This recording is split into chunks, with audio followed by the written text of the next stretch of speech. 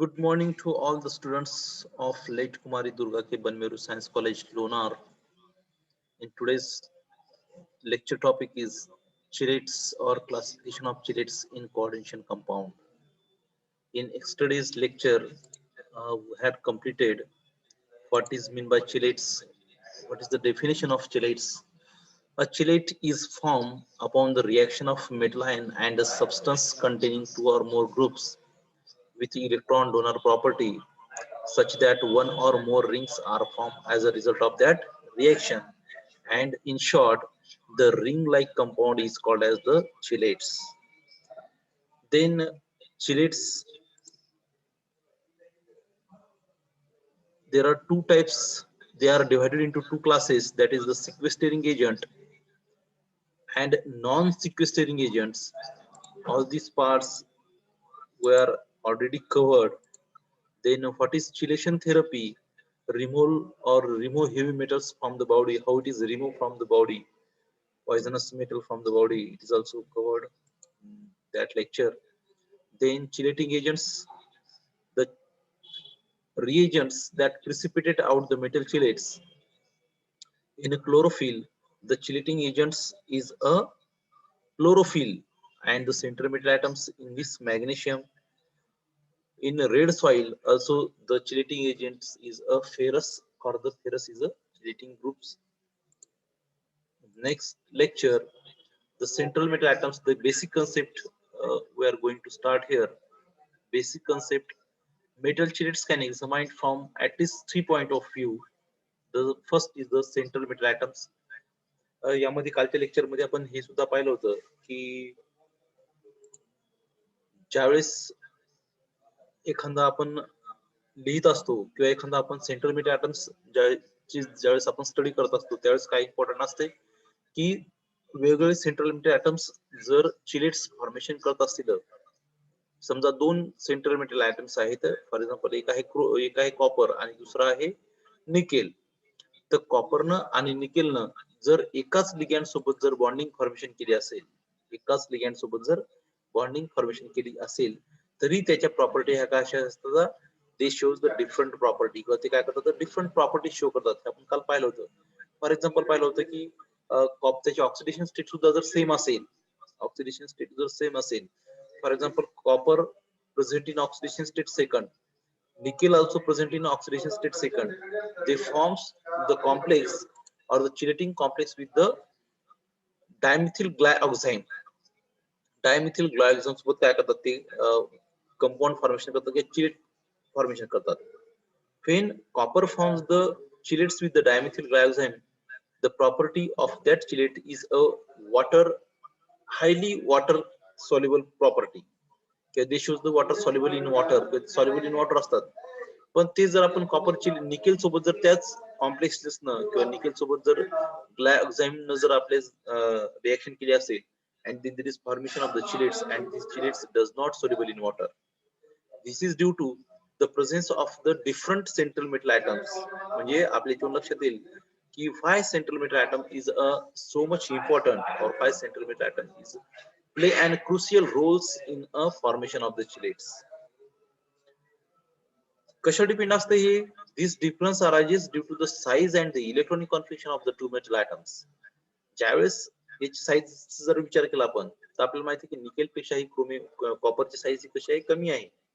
त्याच्यामुळं त्याच्यानंतर electronic configuration जर विचार केला असेल, तर इलेक्ट्रॉनिक कॉन्फिगरेशन मध्ये सुद्धा काय होईल की दोघांची इलेक्ट्रॉनिक कॉन्फिगरेशन काय डिफरंट आहे.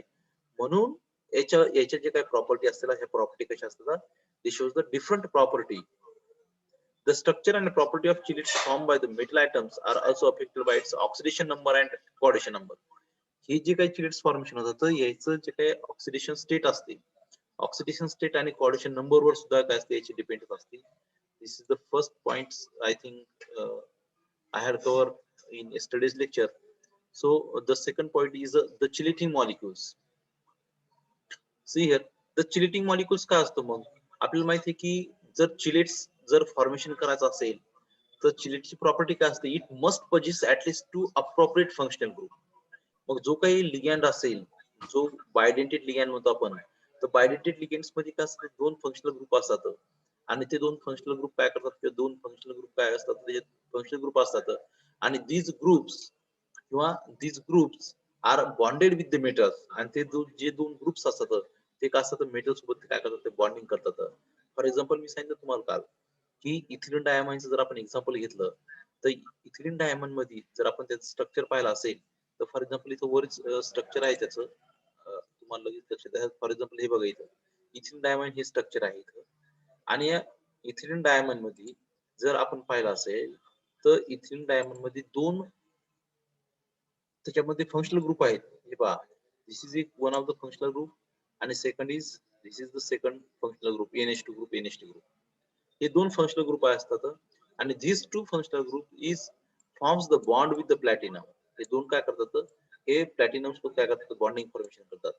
म्हणजे याचा अर्थ की चिलेट्स फॉर्मेशन होण्यासाठी दोन फंक्शनल ग्रुप किंवा दोन पेक्षा जास्ती सुद्धा फंक्शनल ग्रुप रिक्वायर्ड आहेत फॉर द बॉन्डिंग फॉर्मेशन साठी. हे खूप महत्वाचं आहे आणि असाच चिलेट्स काय करत असतो किंवा असाच ligand they forms the bond with the central metal atom किंवा सेंट्रल मेटल ॲटम सोबत काय करतात ते बॉन्डिंग फॉर्मेशन करत असतात. तर त्याच्यासाठी it's very important the chelates or the central metal atoms having the two or more functional group असणं खूप आवश्यक आहे आणि फंक्शनल ग्रुप जर असेल तरच काय होईल तिथं बॉन्डिंग फॉर्मेशन तिथं जनरली होत असते. These functional group must be so situated in the molecule that they permits the formation of ring with the metal atoms as a closing member. हे बघा याच्यामध्ये नुसते दोनच फंक्शनल ग्रुप असून चालत नाही किंवा दोन फंक्शनल ग्रुप असून चालत नाही तर फंक्शनल ग्रुप सोबत काय काय पाहिजे आपल्याला फंक्शनल ग्रुप सोबत त्या दोन फंक्शनल ग्रुपनं काय केलं पाहिजे बॉन्डिंग फॉर्मेशन केली पाहिजे आणि बॉन्डिंग फॉर्मेशन केल्याच्या नंतर तिथं रिंग लाईक स्ट्रक्चर फॉर्मेशन झाला पाहिजे with the central metal atoms. मग सेंट्रल मेटल ॲटम सोबत ज्यावेळेस रिंग फॉर्मेशन होईल या फंक्शनल ग्रुप थ्रू त्याच वेळेस आपण त्याला म्हणतो then it is called as the chelating molecules.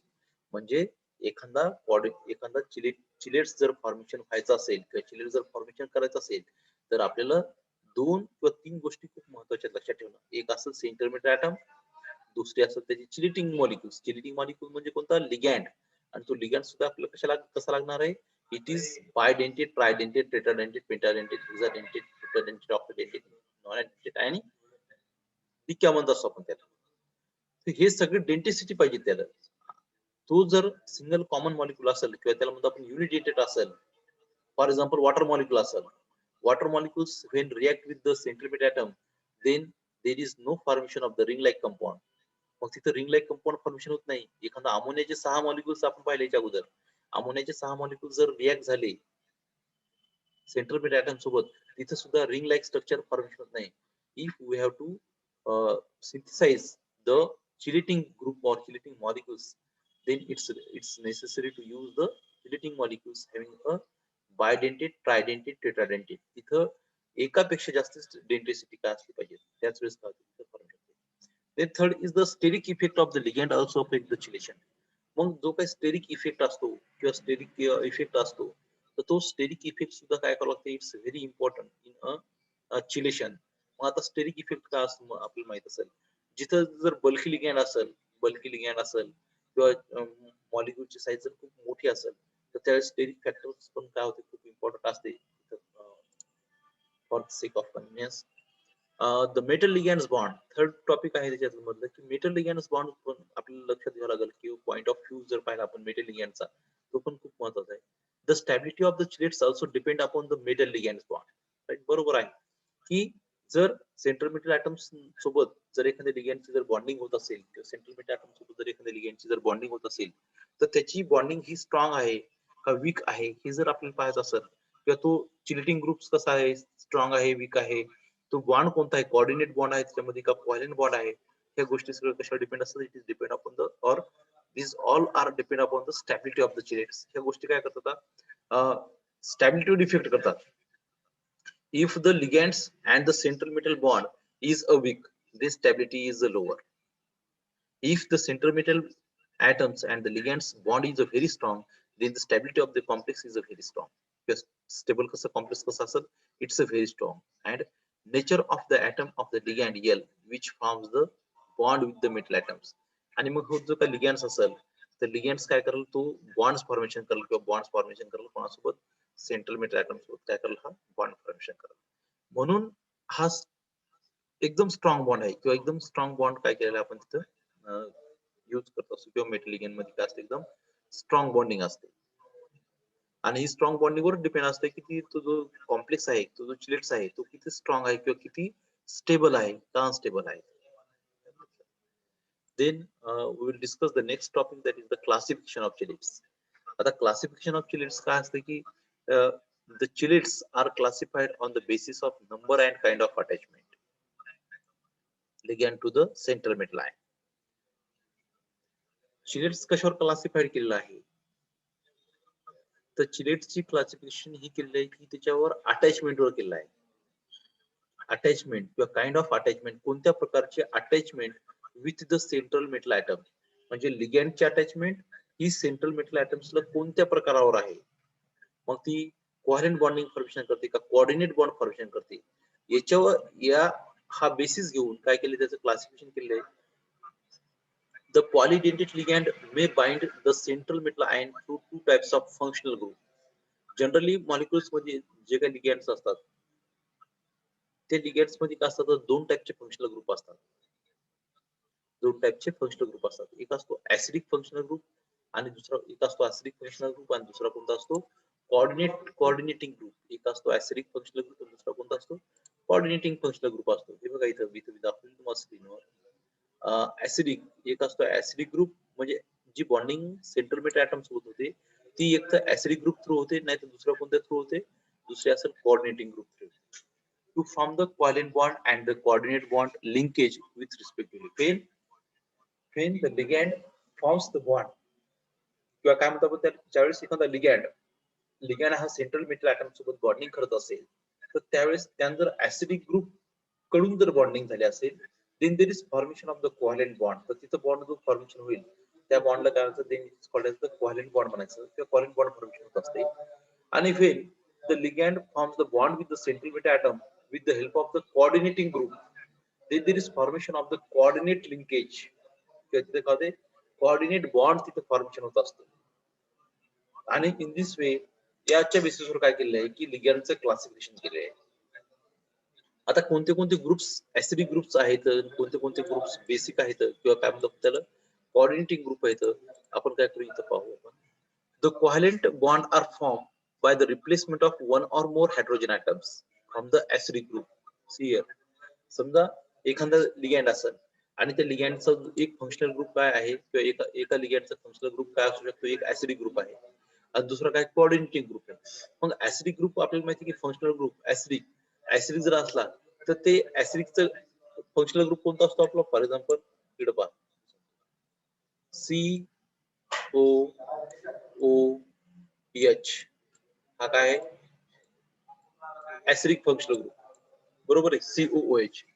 मग या COOH मधून if we have to remove this hydrogen, one or two hydrogen is remove, याच्यातला जर आपण हायड्रोजन रिमूव्ह केला आणि या हायड्रोजन रिमूव्ह करून या ऑक्सिजनची बॉन्डिंग जर आपण सेंट्रल मेटल ऍटम सोबत केली किंवा कॅपिटल एम सोबत, एम आपण जनरली म्हणत असतो, एम सोबत जर केली असेल, then this bond is called as the ionic bond. Then there is formation of the ionic bond. समजलं काय सांगितलेलं आहे की जर एखाद्या ऍसिडिक ग्रुपकडून जर आपण एक हायड्रोजन रिमूव्ह करून किंवा दोन हायड्रोजन रिमूव्ह करून जर त्याची बॉन्डिंग जर सेंट्रल मेटल ऍटम सोबत जर केली, तर तिथं जो काही बॉन्ड फॉर्मेशन होईल, then this bond is called as the covalent bond. In this bond is called as the covalent bond. Covalent bond. जर आपण हायड्रोजन रिमूव्ह केला असेल तर मग आता हे acidic group of ligand by the metal atoms. आता ऍसिडिक ग्रुप कोणते कोणते असू शकतात किंवा जनरली कोणते कोणते ऍसिडिक ग्रुप असतात. The first is this the acidic group, याला आपण कार्बोनिक ऍसिड.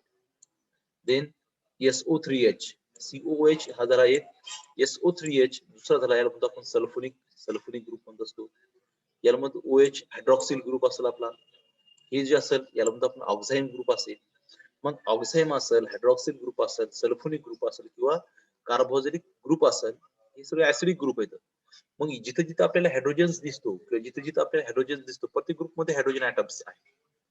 मग त्या लिगँड्स पासून लिगँडचा एक ग्रुप जर हा ग्रुप असेल किंवा एक फंक्शनल ग्रुप जर COH असेल, किंवा SO3H असेल किंवा OH असेल किंवा NOH असेल, then we have to remove the one of the hydrogen.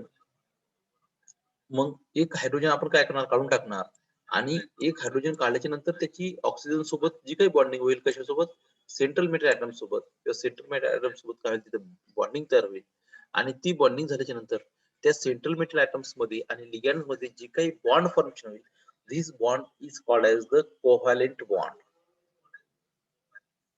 तो बॉन्ड कोणता असेल, तो बॉन्ड असेल कोव्हॅलेंट बॉन्ड असेल.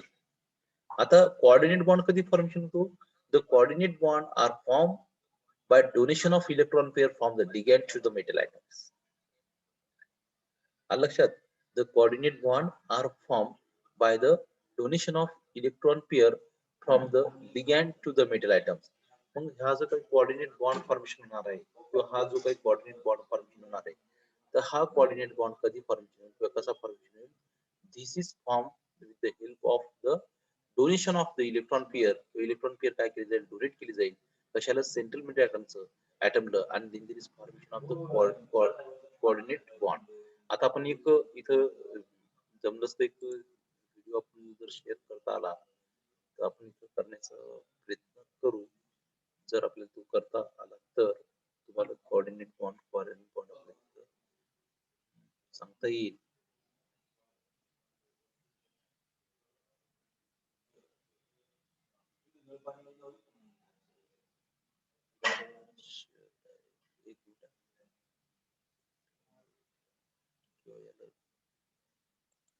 How to form the coordinate bond आपण इथंच एक सेमिनार टॉपिक घेतलं होतं, त्याच्यामध्ये पण आपण चांगलं एक्सप्लेन केलेलं आहे सावरीनं.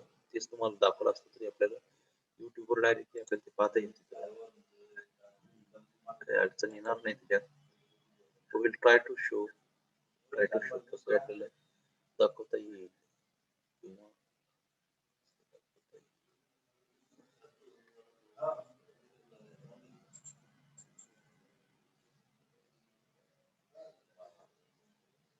हॅलो राहू द्या स्क्रीन एक मिनिट.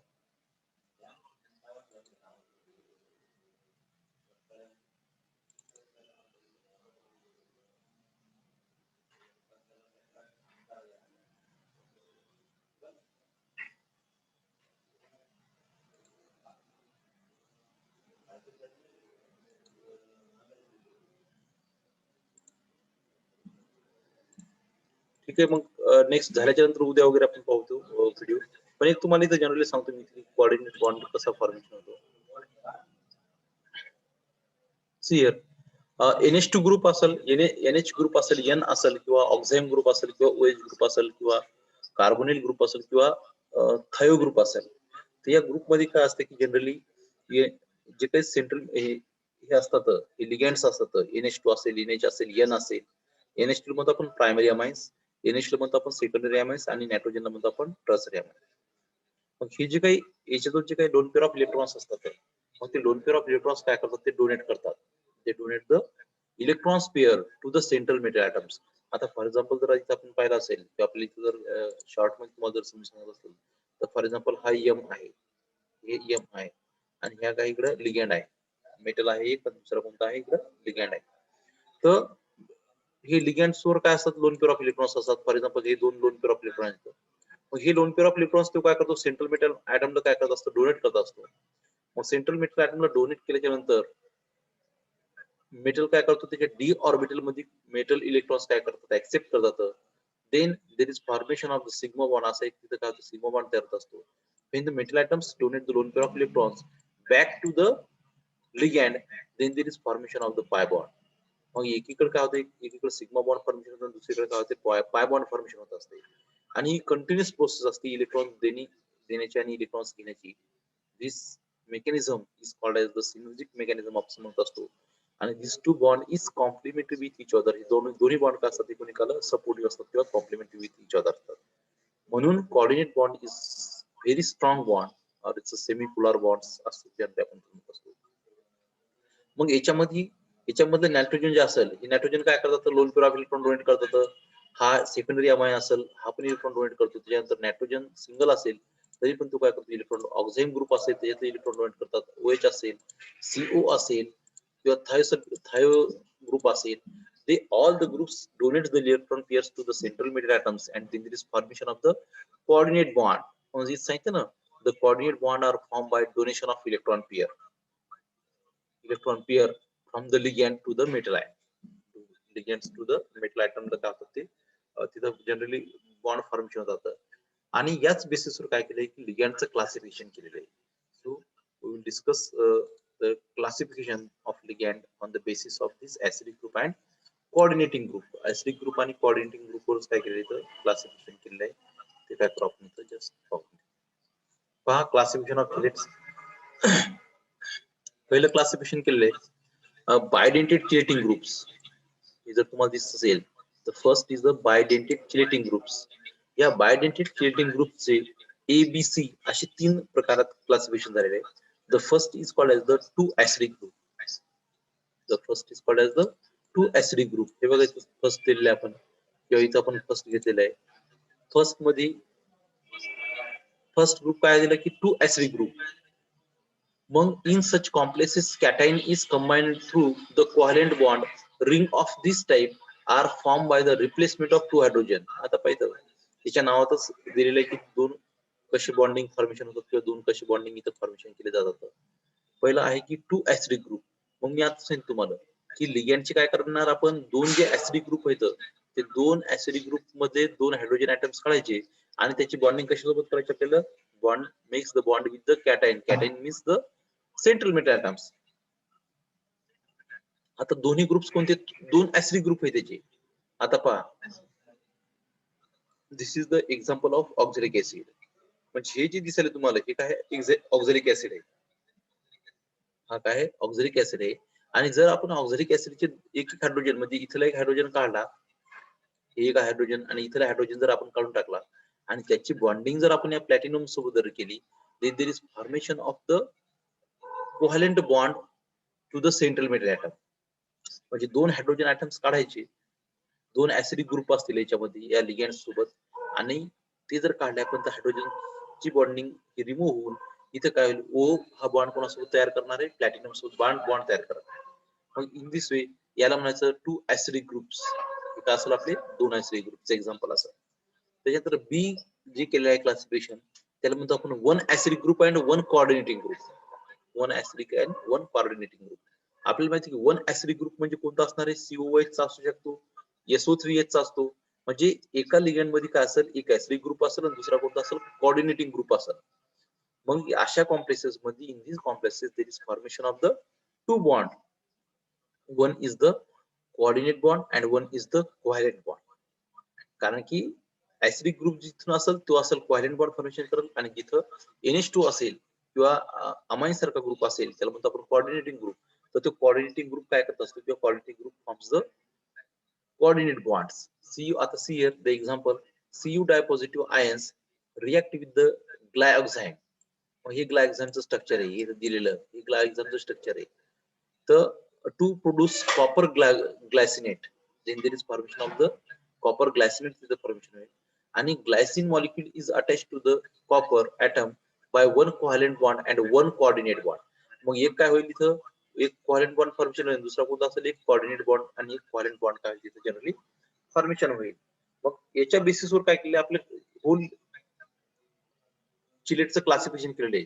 म्हणजे कोणते ग्रुप कोऑर्डिनेट बॉन्ड फॉर्मेशन करतात कोणते ऍसिडिक फॉर्मेशन करतात हेच फक्त काय केलं इथं दिलेलं आहे.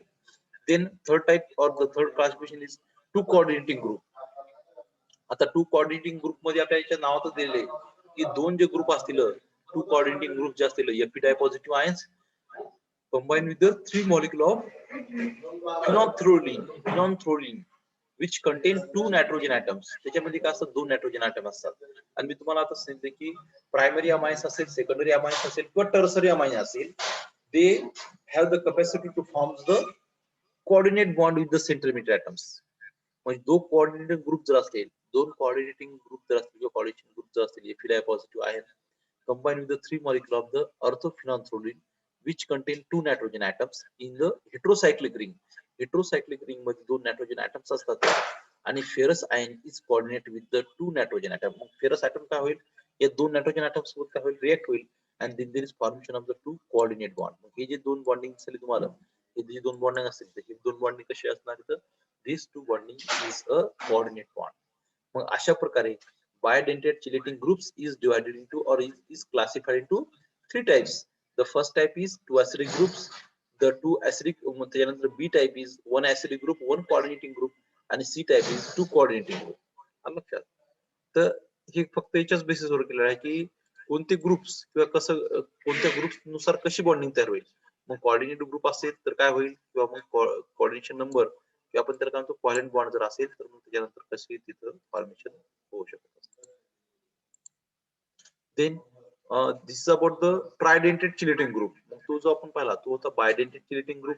आता आपण पाहू की tridentate chelating group. First of all what is mean by tridentate chelating group. Tridentate chelating group म्हणजे काय की जो लिगॅंड तीन बॉन्डिंग फॉर्मेशन करू शकतो. ट्राय मीन्स थ्री आणि dentate means the attachment attachment or the bond formation. मग तीन बॉन्ड फॉर्मेशन करणारा चिलेटिंग ग्रुप्स. मग तीन bond according to the on the basis of the tridentate chelating groups. This is divided into the four type. This is classified into the four type. The first is the three acidic groups. The first type काय असतो त्याचा three acidic group. आता three acidic group म्हणले की तुमच्या लक्षात येईल की three acidic group it means that this molecule forms the three covalent bond. मग हा मॉलिक्यूल काय करला तीन covalent bond काय करला तिथे जनरली पहा आता three acidic groups. Antimony atom is attached to the tartarate ion by the removal of the three hydrogen atoms. म्हणजे ज्यावेळेस अँटीमनी काय म्हणतो आपण एसबी त्याचा ऍटॉमिक नंबर एसबी आहे. एसबी हा ज्यावेळेस टार्टारेट या टार्टारेट लिगॅंड सोबत टार्टारेट इज अ ट्रायडेंटेड लिगॅंड त्याचे तीन हायड्रोजन ऍटम्स रिमूव्ह करून किंवा तीन हायड्रोजन ऍटम रिमूव्ह करून तिथे काय होईल three hydrogen atom to forms the tartrate acid किंवा tartrate acid and their linkage is called as the covalent bond. तिथे लिंकेज जे असेल तर तीन बॉन्ड कसे असतील there is a formation of the three bonds किंवा तीन बॉन्डिंग काय होतील तिथे फॉर्मेशन होईल. लक्षात. मग आता हे जे तुम्ही स्ट्रक्चर पाहत असाल किंवा हे जे स्ट्रक्चर आहे आपलं एसबी याला म्हणतो आपण अँटीमनी. हे पाहिजे SB is called as the antimony. Antimony त्याच्यासोबत काय होईल की तीन टार्टारेट किंवा एक मॉलिक्यूल तीन नसून काय होईल की एकच मॉलिक्यूल टार्टारेटचं काय होईल याच्यासोबत रिॲक्ट होईल आणि एका मॉलिक्युल्स मध्ये तीन हायड्रोजन काय करायचे आपल्याला रिमूव्ह करायचे. Then there is forms the bond with the SB. SB सोबत काय होईल इथे बॉन्डिंग फॉर्मेशन होईल and this three bond is completely covalent in nature. These three bond is completely covalent in nature. Then second B, two acidic groups and one coordinating group. आता here in this name two acidic groups. याच्यात काय की दोन acidic group आहेत आणि one is coordinating group. मग आपल्या लक्षात येईल पाहिजेत आता तुमच्यापैकी सांगा याच्यात की याच्यामध्ये कोऑर्डिनेट बॉन्ड किती तयार होतील आणि कोव्हॅलेंट बॉन्ड किती तयार होतील. कोण सांगते. विद्या, अश्विनी, भाग्यश्री सांगा तुमच्यापैकी. उमा भगत, पूजा कांबळे, प्रवीण चाटे, सावरी मारोटे, पल्लवी नरवाडे, भाग्यश्री मगर, पूजा, उमा, सावरी, प्रवीण चाटे, पल्लवी नरवाडे, विद्या. कोण सांगते की याच्यामध्ये याच्या नावात सांगितले की दोन ऍसिडिक ग्रुप आहेत आणि वन कोऑर्डिनेटिंग ग्रुप आहे. त्याच्यात कोव्हॅलेंट बॉन्ड किती तयार होतील आणि कोऑर्डिनेट बॉन्ड किती तयार होतील सांगा बरं. कोण सांगते तर. Three covalent bond sir. Three covalent bond. बर. आणि कोऑर्डिनेट बॉन्ड किती तयार होतील. कोऑर्डिनेट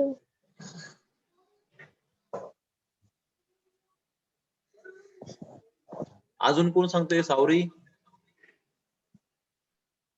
प्रवीण चाटे. याच्या नावात पहा काय सांगितलं. टू ऍसिडिक ग्रुप्स येतं. मी सांगितलं तुम्हाला की ऍसिडिक ग्रुप ज्यावेळेस असतो तर त्यावेळेस काय करतो आपण एक हायड्रोजन रिमूव्ह करतो आणि त्याची बॉन्डिंग काय करतो सेंट्रल मेटल ऍटम सोबत करत असतो. Then there is formation of the covalent bond. मग ऍसिडिक ग्रुप किती इथं ऍसिडिक ग्रुप आहे तर दोन. Two acidic group. It means that this complex form the two covalent bond and one coordinate bond. एक काय करेल कोऑर्डिनेट बॉन्ड फॉर्मेशन करेल आणि दुसरा काय करेल एक दोन कोव्हॅलेंट बॉन्डिंग काय तिथं फॉर्मेशन होईल मॉलिक्युल्स मध्ये. अशा प्रकारे हे कशावर डिपेंड आहे. It is depend upon the type of functional group is attached to the type of functional group is attached to the ligand. लिगेंडला जो काही फंक्शनल ग्रुप अटॅच असेल किंवा लिगेंडला जो काही फंक्शनल ग्रुप अटॅच असेल त्या फंक्शनल ग्रुपवर डिपेंड आहे की कोणतं तिथं लिगेंड्स किंवा किती टाईपची तिथे काय होती तिथं बॉन्डिंग फॉर्मेशन होती. त्याच्यामध्ये काय सांगितलेले मग aspartic acid किंवा aspartic acid जो असेल किंवा aspartic acid is combined with the CO tripositive. CO काय म्हणतो आपण कोबाल्ट म्हणतो आपण कोबाल्ट ट्रायपॉझिटिव्ह. हे aspartic acid असेल. aspartic acid काय होते CO tripositive सोबत कंबाईन होते to forms the water soluble tridentate compound. मग हा जो काही कंपाऊंड फॉर्मेशन होईल याला म्हणतो आपण it is called as the water soluble tridentate compound किंवा ट्रायडेंटेड कंपाऊंड फॉर्मेशन जनरली होत असतो. त्याच्यानंतर सी टाइप आहे the C classification. One acidic group and two coordinating group. In these complexes, the compound or the chelate forms the one coordinate bond. Sorry, one covalent bond and two coordinate bond. दोन coordinate bond काय होतील तिथं formation होतील आणि एक काय होईल तिथं covalent bond फॉर्मेशन होईल. In this way, the alpha beta diamine propionic acid, alpha beta diamine propionic acid, combine with the cobalt tripositive to form a chelates. Then there is formation of the chelates. किंवा काय होईल तिथं chelates formation होईल.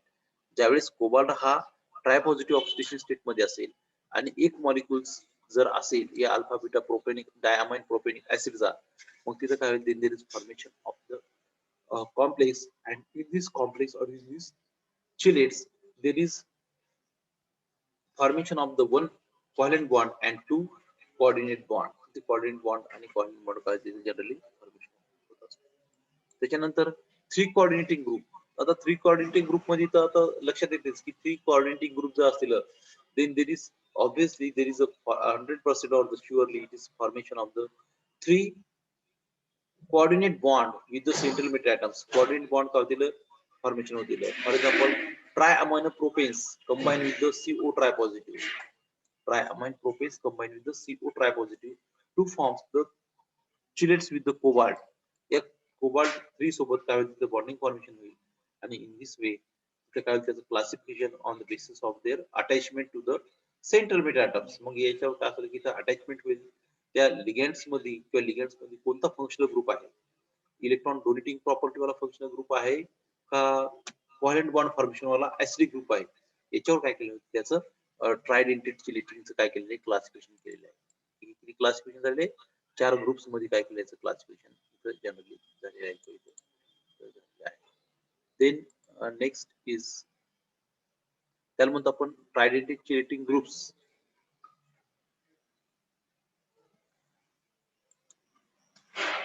त्याच्यानंतर coordinated chelating groups. Coordinated chelating groups म्हणजे काय म्हणतो आपण त्याला 4. Coordinated tilting groups means 4 attachment. The ligands having the 4 attachment. This type is also divided into the 3 types. The first is 2 acidic and the 2 coordinating group. म्हणून जो पहिला असेल तर तो कसा असेल 2 acidic असतील ग्रुप आणि 2 काय असतील coordinating ग्रुप असतील. मग 2 acidic म्हणल्याच्या नंतर आपल्याला माहिती आहे 2 acidic म्हणजे 2 बॉन्ड कोणते असतील covalent bond and 2 बॉन्ड कोणते असतील इलेक्ट्रॉन डोनेटिंग प्रॉपर्टी असणारे असतील त्याला काय म्हणतो आपण it is called as the coordinating group. 2 coordinating group आणि 2 काय असतील कोव्हॅलेंट असतील. For example ethylene diamine acetate is reactive with the or combined with the copper dipositive. Copper सोबत जर तो रिएक्ट झाला किंवा कॉपर सोबत जर तो रिएक्ट झाला then there is formation of the chelating groups. In that chelating groups 2 covalent bond is present and 2 coordinate bond is present. In the second 4 coordinating groups. आता 4 coordinating group असलं एखाद्या ligands मध्ये तर obviously there is formation of the 4 coordinate bond.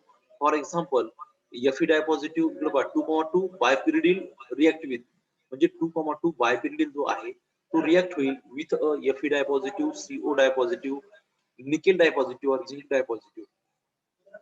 एवढ्यासोबत ज्यावेळेस तो react होईल then chelating compounds in which the organic molecule or organic molecule is attached to the metal atom by 4 coordinating linkage. मग इथे जे काही अटॅचमेंट असत ते ही काय असेल टोटल 4 कोणते बॉन्ड असणार आहे हे bond this bond is all is a coordinate bond.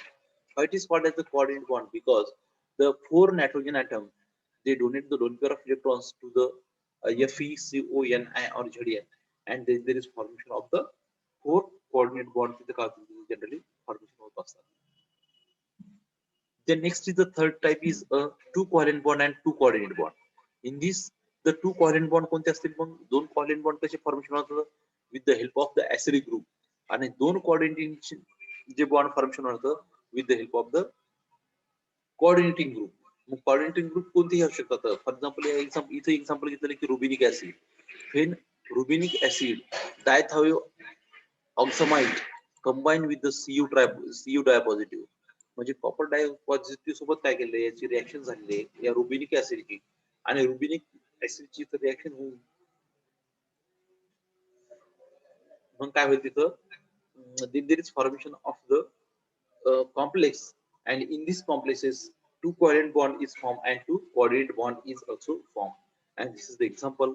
हे जे example तुम्हाला दिसते दिसते example आहे त्याचं coordinated ligandचं. Then last example or the last classification is hexadentate chelating group. Hexadentate chelating group म्हणजे hexa म्हणजे काय म्हणतो आपण त्याला, 6. dentate means attachment, म्हणजे असा लिगॅंड, एक लिगॅंड 6 काय करत, 6 बॉन्डिंग फॉर्मेशन करले with the central Meta atoms, and then there is formation of the 3 rings are formed. तिथे काय होतीला, 3 रिंग तिथे फॉर्मेशन होतीला. मग असा कोणता कंपाऊंड आहे की जो काय करतो, मग त्याच्यामध्ये 6 पैकी फर्स्ट ए पहा, 2 acidic and 4 coordinating group. 2 acidic म्हणजे 2 जे बॉन्डिंग असतील ह्या कोणत्या असतील bonding, this 2 bonding is called as the covalent bond, and जे 4 असतील किंवा जे 4 असतील, 4 बॉन्डिंग हे कसे असतील, 4 बॉन्डिंग असतील ते कोऑर्डिनेट बॉन्डिंग. आलं लक्षात. मग हे जे काय कोऑर्डिनेट बॉन्ड असतील किंवा कोव्हॅलेंट बॉन्ड असतील, तर कोव्हॅलेंट बॉन्ड फक्त 2 असतील आणि 4 काय असतील त्याचे कोऑर्डिनेट बॉन्ड असतील. The example is 1,8 bis salicyl amino 3,6 dithioctane react with Zn dipositive, Na dipositive or CO dipositive. लक्षात. आणि शेवटचं जे एक्झाम्पल आहे आपलं, किंवा शेवटचं जे एक्झाम्पल आहे ते एक्झाम्पल आहे